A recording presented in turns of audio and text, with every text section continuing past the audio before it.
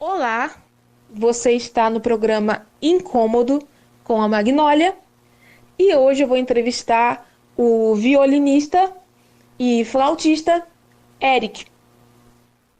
Ele é meu amigo e a gente vai bater um papo bacana sobre a vida do músico.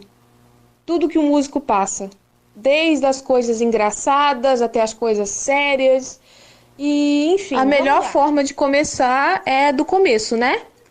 Quando você começou a tocar violino, começou a fazer as suas primeiras apresentações, o que mudou? Como as pessoas passaram a te tratar diferente? Não digo as pessoas assim mais maduras, mas os amigos de escola, principalmente nessa fase de adolescência ou infância, que tem essa questão da personalidade, como eles reagiram? Bom, já vou começando aqui falando como é que foi comigo, né? Eu comecei cantando muito mal, porque eu acho que a maioria das pessoas não começa cantando muito bem, a menos que sejam excepcionais. E os meus amigos fizeram todo tipo de chacota. Todo tipo de chacota. Me humilharam. E aí eu perdi minha autoconfiança. Fiquei muito tempo sem cantar.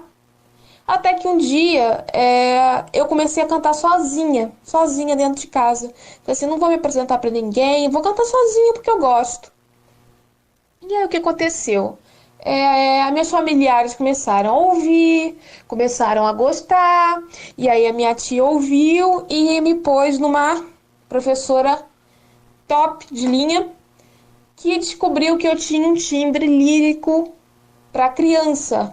E aí, aos 8 anos, eu comecei a ser treinada para ser uma soprano. Mas antes disso, foi só derrota mesmo. E eu queria saber como é que foi com você, Eric. Como é que foi a reação dos seus amigos Olá, quando Magnólia. você começou a Olá sua a carreira aí? todos. Bom, meu nome é Eric, né, como fui apresentado. Sou de Cabo Frio e eu toco tanto violino quanto viola e flauta transversal. Ultimamente, eu tenho parado um pouco de tocar flauta por alguns outros motivos, né? Que eu não consegui me identificar com o instrumento, mas isso eu vou explicar no final, né, dessa sua pergunta. Muito interessante ela, porque de todos esses instrumentos que você falou, eu comecei com piano, né? Acho que desde os meus 8 anos de idade a 9 anos de idade, meu pai é o único da família que tocava violão, tocava algum instrumento musical. Então ele que foi sempre um incentivo para eu começar nesse meio musical. E como a gente era também uma família religiosa, uma família de igreja, eu também recebi vários incentivos por parte dos músicos que tinha nessa igreja para poder começar no instrumento. E aí eu comecei no piano, porque o sonho do meu pai sempre foi que eu tocasse piano, né? Sabe quando um pai projeta os sonhos, quando às vezes ele não consegue alcançar e ele fica projetando nos filhos? Exatamente isso que aconteceu comigo. Meu pai tinha um sonho de tocar piano, ele gostava do som, e então ele me colocou numa escola de música aos 8 anos. Primeiramente comecei em teclado, para depois ir para piano. Só que eu sempre achava lindo, sempre achei lindo o jeito de tocar violino. E era o instrumento que me chamava muita atenção. Mas aí você vai começar a ver, que eu vou responder a sua pergunta, também de forma como as pessoas maduras viam. Meu pai, ele não aceitava muito que eu tocasse violino, né? Na época eu queria tocar violino.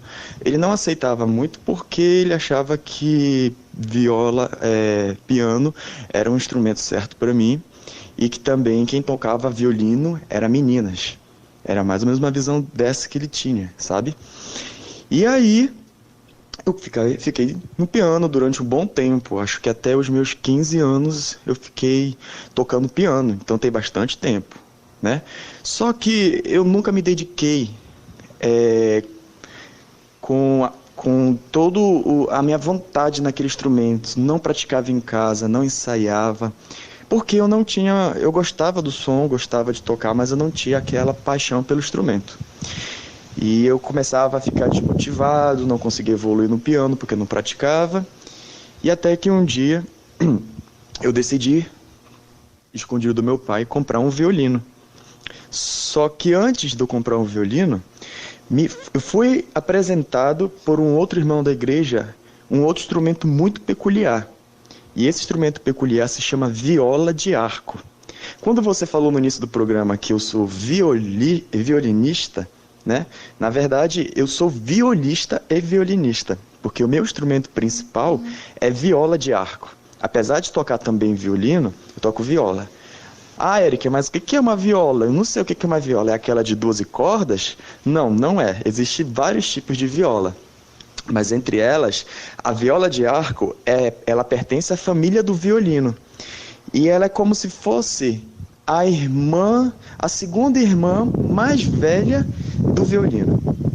E aí, entre o violino e o violoncelo, que é aquele instrumento grande que todo mundo conhece, que a gente põe entre as pernas, está a viola. O timbre da viola é um intermediário entre o timbre do cello e o timbre do violino. Pois bem, me encantei totalmente com o som encorpado, robusto, clássico da viola de arco. E aí eu falei, vou comprar uma viola. E aí eu lembro que na época eu tinha falado com a minha mãe, eu tinha economizado um dinheiro para mim mesmo, e eu entrei no site do Mercado Livre e comprei sem meu pai saber. Foi quando depois de um tempo, antes da viola chegar, eu tinha comentado com ele, joguei um verde, falando assim, poxa pai, eu vou parar de tocar piano, o que você acha de viola? Eu falei violino para ele, porque se eu falasse viola ele não iria entender, né? Como muita gente não entende, vê uma viola de longe e pensa que é um violino. Então, para facilitar as coisas, eu chamei de violino. Falei assim, pai, vou comprar um violino, o que você acha? Ele fala assim, eu não acho uma boa ideia você parar piano, você está tanto tempo no piano, e aquela visão que ele tinha, né? Que mais o público feminino era o alvo do violino. E aí eu já fiquei assim, ai meu Deus, já comprei e agora? Não demorou muito, acho que depois de 3 dias chegou a viola. Nossa, para você ver. Fiquei morrendo de vergonha de mostrar pro meu pai. Mas eu peguei a viola, levei até ele, mostrei que eu comprei e deixei piano, larguei piano. Quando eu larguei o piano, outro problema que eu encontrei durante a busca desse meu sonho de sempre querer tocar viola, foi de que, como por ser a viola não muito conhecida, tanto quanto o violino, não se tem muitos professores, nem se tem muitas escolas de músicas. E as que tem, são super disputadas à época. Até hoje é assim. Então, eu não tinha nenhum professor. O que eu fiz? Comecei a procurar vídeos no YouTube.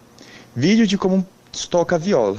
E se você colocar como tocar viola de arco no YouTube, você não vai achar vídeo algum. Eu começava a colocar vídeos em inglês. E em inglês eu achava, porque nos Estados Unidos, o pessoal, até mesmo pela cultura que eles carregam, eles possuem é muito comum na vida deles que as crianças começassem com esses instrumentos clássicos. E viola lá é comum, muito mais comum do que no Brasil. Então existiam muitos outros vídeos, né? Falava assim, vídeos, lessons, viola. E aí eu consegui achar americanos explicando. Tinha dificuldade sim, mas acabei também tendo que aprimorar meu inglês para conseguir aprender a viola. E assim foi. Tocava, tentava ver pelos vídeos, e quem já iniciou ou já fez alguma aula de violino sabe que, para quem não sabe nada e nunca pegou no violino, é muito difícil, né? Parece um gato arranhando, e sem a ajuda de um profissional é muito fácil de você ficar frustrado e querer desistir do instrumento.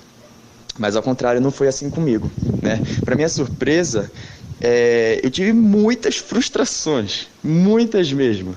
Para você ter ideia, chegava momentos na minha vida, enquanto estava tentando tocar viola, que eu morava assim. Na época eu morava num prédio, e eu morava no último andar. Quando eu ficava frustrado, tinha vezes que eu pegava a viola, abria a janela do meu quarto no último andar do prédio, colocava a viola do lado de fora, olhava para minha mãe e falava assim, eu vou largar isso aqui, que eu não vou aprender isso aqui, eu não consigo. Como se eu tivesse prestes a suicidar o meu meu sonho. E eu ficava assim, segurando, eu falava assim, é só eu abrir a mão, sabe? Olhando fixamente para os meus dedos. E engraçado que eu não consegui. Em todas as vezes que eu fiz isso, eu nunca consegui abrir minha mão. Voltava, aí às vezes chorava, ficava com raiva, mas eu nunca desistia. Tocava nas igrejas, me abriu algumas oportunidades, alguns outros violinistas e violistas da igreja me ajudaram também, dando algumas dicas técnicas, e assim fui crescendo até os dias de hoje. Então esse meu progresso foi muito... Não foi um progresso fácil, porque eu nunca tive um professor de viola. E hoje eu já ajudo muitas outras crianças com outros projetos, que eu ensino também, tanto violino quanto viola. De tanto ver vídeos, pesquisar e ler, eu tenho conhecimento de viola, que eu adquiri somente através da internet e conversando com outros violistas e violinistas mais experientes. Como é que foi a minha relação com a visão das pessoas? As pessoas, por exemplo, meu pai, eu vou começar por ele. Meu pai no início nunca teve uma boa visão, não teve uma visão aberta.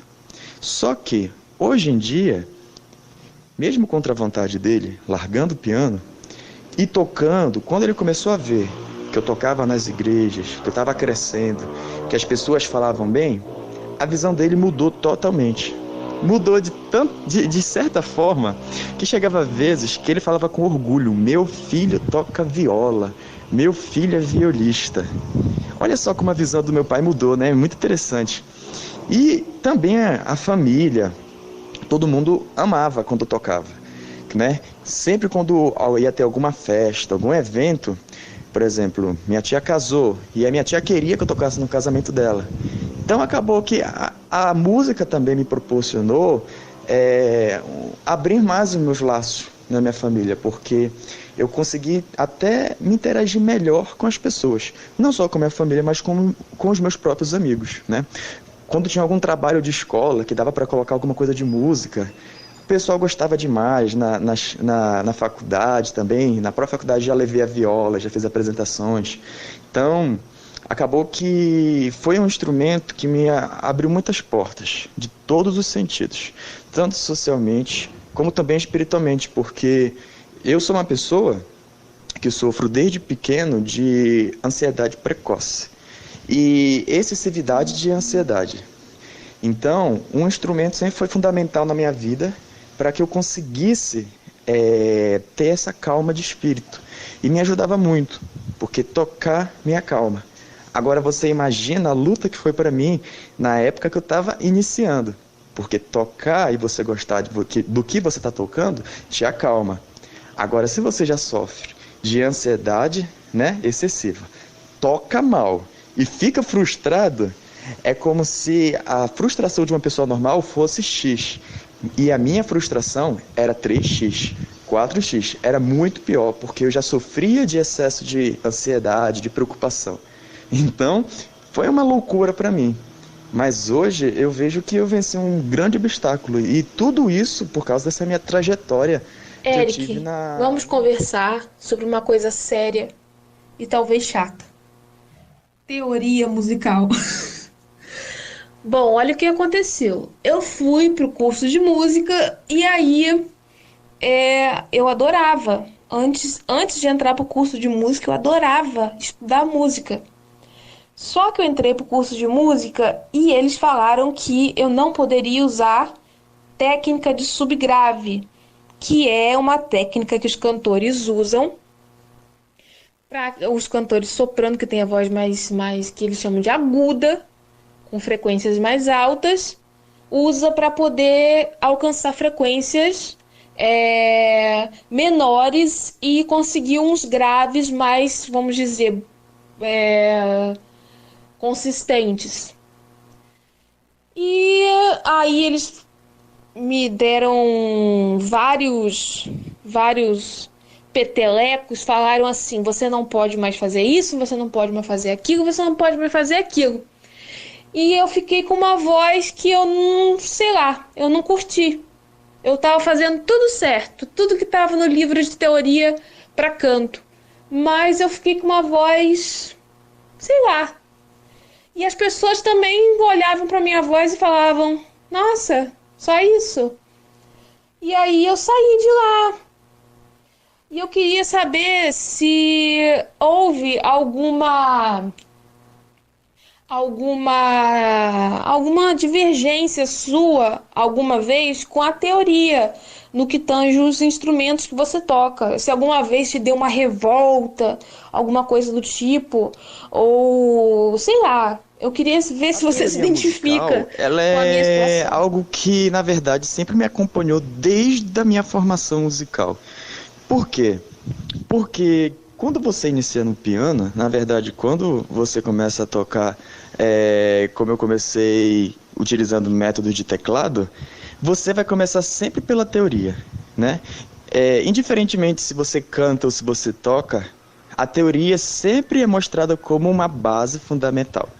E em muitas outras escolas de músicas técnicas públicas super concorridas do Brasil, existe um programa no qual a criança ela pode ingressar e aprender o instrumento naquela instituição, naquela fundação pública, desde que ela passe pelo período de 1 ano de formação teórica. Depois de 1 ano de teoria, é que ela pode escolher o instrumento dela. Interessante, né? Mas a minha experiência com a teoria, no início com o piano, não teve ainda muita relevância, porque eu gostava de estudar teoria, eu gostava de estudar os tempos, eu gostava de estudar os tons, e era uma coisa para mim que não teve nada assim que surtisse alguma coisa extraordinária na minha vida. Sempre fui indiferente.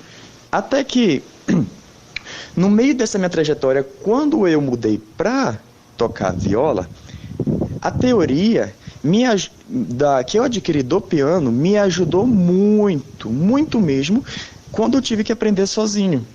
Então, hoje eu vejo que a base que eu tive no piano e a base que eu tive de teoria foram fundamentais para que eu começasse a tocar e aprender viola de arco. Porque muitas pessoas falavam na internet, é impossível você conseguir aprender a tocar viola, violino, um violoncelo, uma flauta, porque são instrumentos super difíceis, são instrumentos que demandam realmente que você esteja acompanhado de um profissional da área para que você não venha criar vícios. E eles estão corretos, corretíssimos, porque eu adquiri muitos vícios durante o meu instrumento. Que eu achava que estava tocando certo, daquela forma era certa, pegar daquele jeito era certo, enquanto na verdade não era. Naquele momento não podia estar nada me prejudicando, mas lá na frente eu começava a sentir dores, né, na articulação, ou não conseguia evoluir a minha técnica porque algum vício estava me impedindo. E isso eu fui descobrir depois com outros violinistas. E então, a teoria, eu acho assim, quando comecei a tocar viola de arco principalmente, eu estudei a teoria da viola de arco. Eu estudava para ver quais eram os principais, e era totalmente diferente do piano, né? Cada instrumento tem um viés, um foco maior na teoria. Tem aquela teoria que é base para todos os instrumentos, para todo mundo, e tem aqueles que você vai focar, que vão ser importantes para você. Por exemplo, campo harmônico e cifras é muito importante para quem toca violão, quem toca teclado, que vai tocar em bandas, né? Vão fazer apresentações. Agora, a viola tem que ter um domínio melhor de tempo, quais são as figuras musicais, ficar atento às escalas maiores, menores, porque é isso que você vai utilizar mais durante as suas apresentações. E o que acontece? Eu não me prendi na teoria porque eu achava muito chato. Apesar de gostar, achava chato estudar teoria. O que eu queria, quando eu peguei a viola, era sair tocando. Então, eu sempre treinava muito a prática e pouquíssimas vezes a teoria. Quase nada. E o que aconteceu? Depois de algum tempo, eu acabei desenvolvendo uma boa qualidade musical auditiva. Quer dizer que eu acabei adquirindo uma percepção de tirar várias músicas de ouvido, porque eu pegava na viola, ouvia as músicas e não estudava elas por partitura, né? Não estudava elas através da teoria. Ouvia, queria tocar e tentava tirar. Isso me ajudava na memorização das notas, das frequências. por esse lado é muito positivo, porque hoje eu tenho um bom ouvido. E se eu tenho um bom ouvido é por causa dessa intensa prática, entendeu?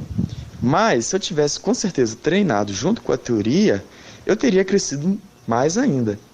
Porque a teoria em alguns momentos na minha vida também me fez muita falta.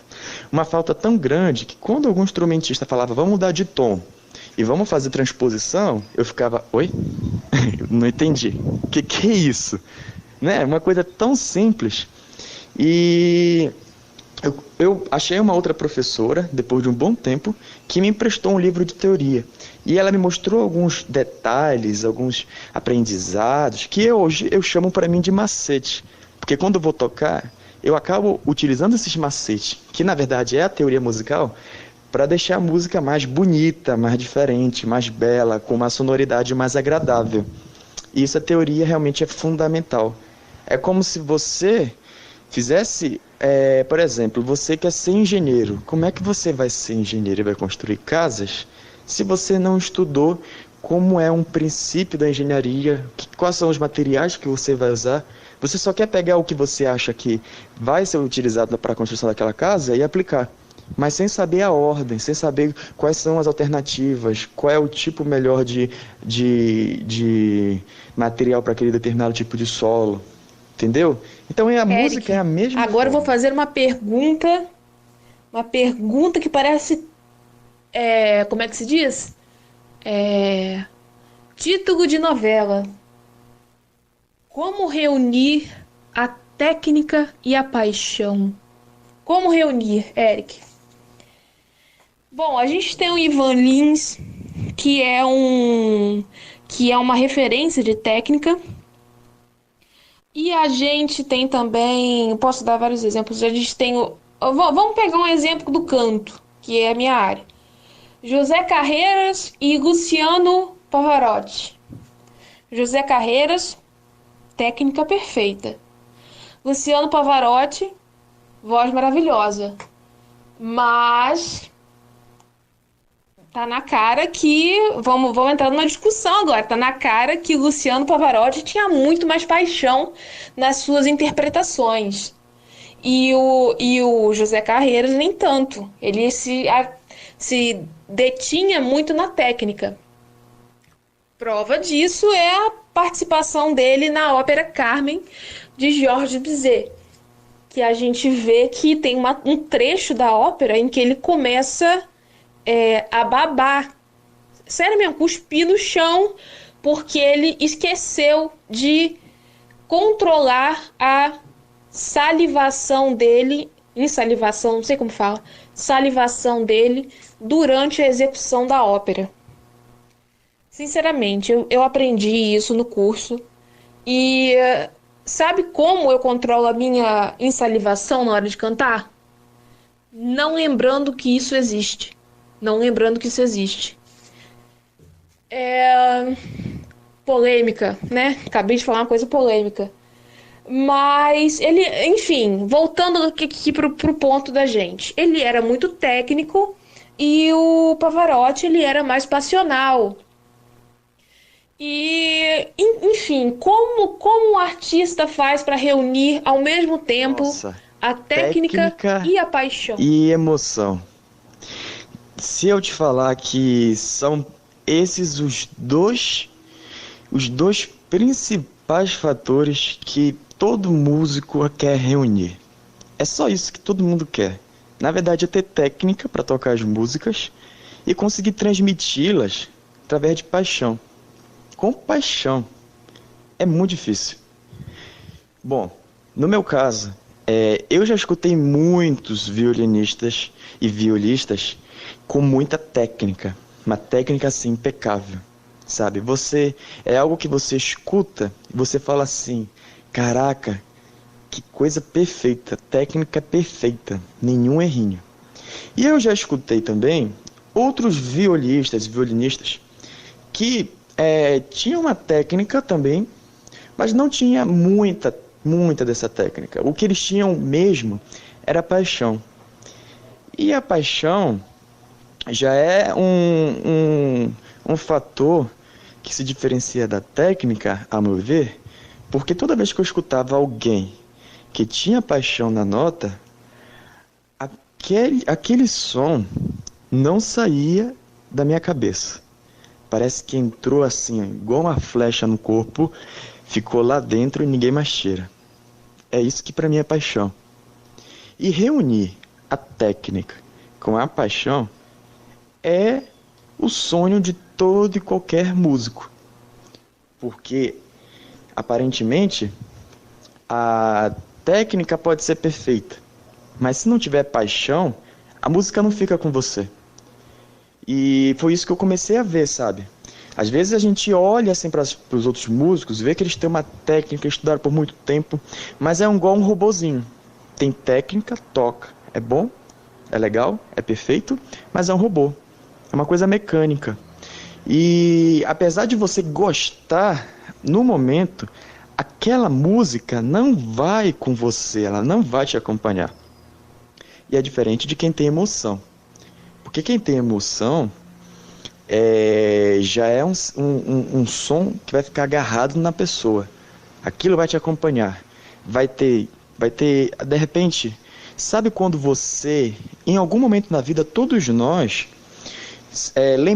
temos as lembranças registradas em pequenos detalhes. Um exemplo, quando você sente o cheiro de chuva, as pessoas têm lembranças diferentes. Por exemplo, o cheiro de chuva me lembra a casa da minha avó.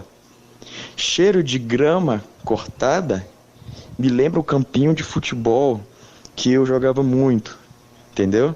Então a gente registra as nossas lembranças, nossas melhores lembranças, em sons e cheiros.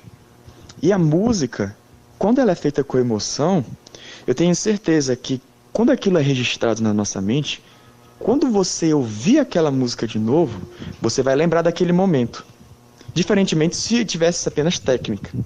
Ou melhor ainda, há momentos que você vai acordar, ou momentos que você vai estar na rua fazendo alguma coisa, e do nada, sabe quando vem aquela música? Do nada vem aquela música e te dá aquela vontade assim, poxa, eu queria ouvir aquilo de novo.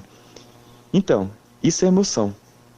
Agora, eu falando dessa forma, parece que a emoção ela é mais importante do que a técnica, né? Na verdade, não.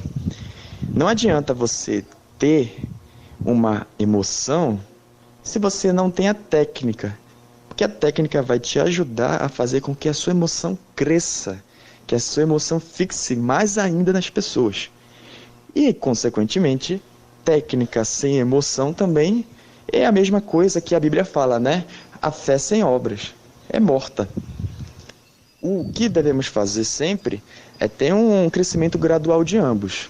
Você tem que crescer tecnicamente, praticar, ensaiar, seguir os métodos e não esquecer de um detalhe. O detalhe que você não pode esquecer é que quando você for tocar para as outras pessoas, a técnica, todo o seu estudo já foi. O que você vai tocar agora é consequência dos seus estudos. Então agora você vai tocar, mas vai tocar com o coração, com a técnica debaixo dos dedos e com o coração para transmitir o som.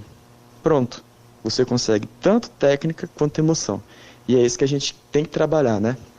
No meu caso, a experiência que eu tive é muito similar, sabe, a esses exemplos. Porque eu nunca tive uma grande técnica. Hoje eu tenho estudado bastante teoria e métodos, a minha técnica tem crescido bastante. Realmente, hoje eu tenho uma técnica considerada pelo menos intermediária, mas a emoção para mim sempre foi uma dificuldade. Em que ponto? Porque, como eu falei para vocês, eu sofro de excesso de ansiedade, de preocupação, né? E aí, na hora de fazer, na hora das apresentações, eu sempre tinha um pavor de público. Na verdade, eu tenho até hoje um grande pavor de público. E isso me deixava extremamente nervoso. E o nervosismo, ele retira totalmente a sua técnica e retira totalmente a sua emoção. Tá vendo? Então, imagina na minha situação. Eu ficava com uma grande inveja das pessoas que, quando eu via que ia se apresentar, eram pessoas que não tinham grandes técnicas, não tinham uma grande emoção, mas elas tocavam sem preocupação. E por tocar sem preocupação, elas conseguiam lá transmitir a mensagem delas. E eu, quando eu estou tocando sozinho em casa, eu conseguia, sabe, tocar com emoção. Eu olhava no espelho e a música era bonita. As pessoas no meu prédio que me escutavam sem me ver falavam que a minha música era muito bonita e que eu tinha até uma vizinha que fazia questão de sair, abrir a porta do apartamento dela, ela colocava uma cadeira na frente, né, da porta dela, do lado de fora, na escada, sentava lá, e engraçado que ela falava que ela ficava lá para ficar escutando o som que vinha ecoando pelos corredores do prédio. Mas quando eu chegava em público, eu ficava muito nervoso e meus dedos tremiam. E aí eu não conseguia nem técnica nem emoção. E tocava com 100% da minha técnica, caía para 50%. De emoção, caía também. Então eu ficava frustrado por causa disso. Já deu para perceber, né? Então, além de ter técnica e emoção, um grande desafio meu, que está sendo atualmente, né, é um desafio que eu estou querendo também vencer, é um grande gigante na minha vida, é realmente a preocupação, sabe? O nervosismo. Porque eu sou aquele tipo de pessoa que se preocupa muito com a opinião dos outros. E por se preocupar com a opinião dos outros, acabam me limitando demais. E isso tem me prejudicado. E eu já recebi várias ajudas de várias outras pessoas, de outros músicos também que sofrem disso. E hoje em dia eu tenho combatido bastante essa minha limitação tocando aos públicos. Quanto mais vezes eu tocar com frequência, é quando realmente eu vou conseguir superar esse gigante. Eu ainda estou na fase ainda, mas hoje em dia estou bem melhor do que antes. Mas é isso que eu quero, sabe, deixar isso registrado. Vocês, técnica e emoção são importantes. Precisam estar sempre em conjunto. E se você fica ansioso, você precisa treinar sua ansiedade também, para que ela não venha te prejudicar na hora quando você for apresentar. É que a técnica você vai aprender na teoria, vai aprender nos seus livros de estudo, em métodos. A emoção é algo que, sabe, é quase que, na minha opinião, muito impossível de ser ensinada. Porque cada um tem a sua emoção.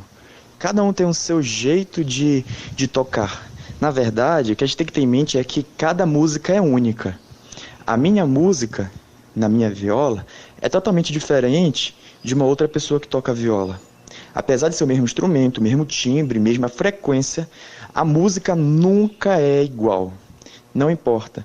Por isso que eu acho assim, ruim as pessoas considerarem um músico melhor do que o outro. Existem referências, mas dizer que uma música é melhor do que a outra é como você falar que uma voz é melhor do que a outra. Assim como no canto a gente aprende que cada voz é única. E é assim que a gente deve ser, assim como a gente deve trabalhar a nossa voz, nosso instrumento. E a emoção é algo que, na trajetória do músico, cada um vai encontrar o seu. Cada um vai encontrar o seu estilo de música, cada um encontra qual é a sua maneira de tocar e de transmitir emoção. E isso que é legal, porque dentro da música a gente tem uma diversidade de formas, de emoções, de técnicas, isso é lindo, isso é bonito. Por isso que o pessoal gosta de ouvir corais, gosta de ouvir orquestras, porque lá você ouve uma só voz, mas na verdade aquilo ali é uma diversidade de emoções, uma diversidade de técnicas, aquilo ali é um floreio, é um campo cheio de flores diferentes, e aquilo ali enche os nossos olhos. Estamos apresentando Jornal da Nossa Voz, um jornalismo cidadão, comprometido com a verdade e preocupado com a prestação de serviço. Jornal da Nossa Voz. Ok, agora são 15 horas e 15 minutos aqui no Jornal da Nossa Voz. Essa foi a entrevista com o Eric, ele que é músico violinista no Rio de Janeiro, ele é estudante da UFF. E a entrevista foi concedida a Magnólia, nossa correspondente lá no Rio de Janeiro.